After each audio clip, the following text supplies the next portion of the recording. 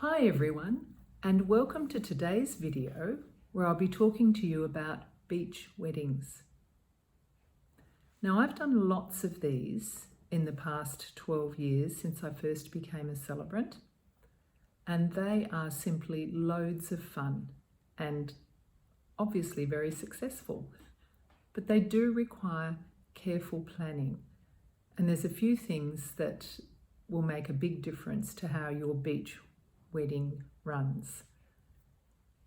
The first of those is when you're booking a date. It's best to consider not going to have a beach wedding in the extreme heat of summer. Sometimes it's a little bit hard to predict, but here in Western Australia, late summer, really any time after about January or mid-January, can be very hot. And if you're planning an afternoon wedding with a traditional dress of the wedding, such as the groomsmen in suits and the bride and the bridesmaids in heavy dresses, that could be quite challenging. So it's best to just think a little bit outside the square here. You certainly wouldn't book a ceremony at a beach in winter, but perhaps you can just shift things a little bit so that people aren't too overcome with the heat. Okay, so the next thing to consider is the location of the ceremony. And we are totally spoilt for choice here in Western Australia. So you can opt to have a ceremony on a popular beach where you'll probably have quite a few bystanders because people are simply excited that there's a wedding going on and they will linger and watch. If that doesn't bother you, that's absolutely fine. Or you might like to head down the coast a little bit and find a secluded spot where it'll be nice and private. But you need to consider a few other things, such as parking for your guests, obviously proximity to where your reception's going to be, and access to the beach. That's pretty important, particularly for you and your bridal party.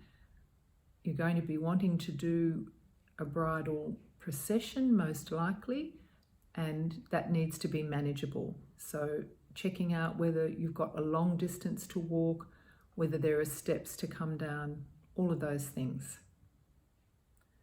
Then you're needing to think also about what you're going to be wearing.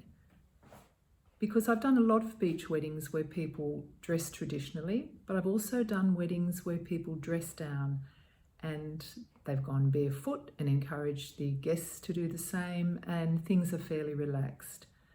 So you could think about those options. And the time of day is really important for a beach wedding. Most people like to get married in the afternoon. That makes lots of sense because that segues nicely into the time for the reception. But we are at the mercy of the sea breeze most afternoons, and that can be fairly fierce if you're on an unprotected beach.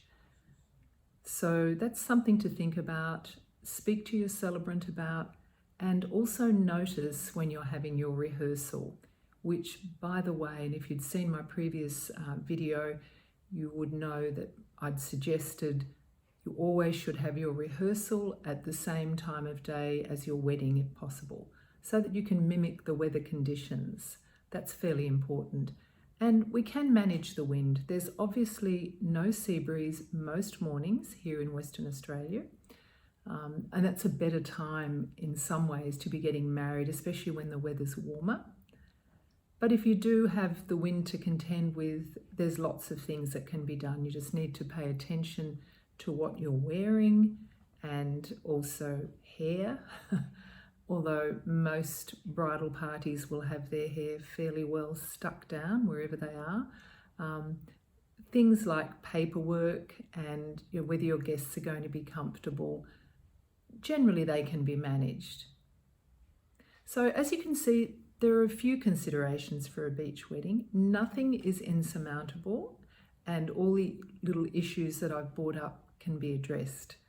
Really, it's in the planning and the preparation and just being aware of the differences and the challenges.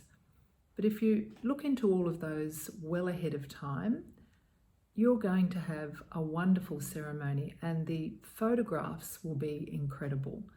So that's all for today, and enjoy planning your beach wedding.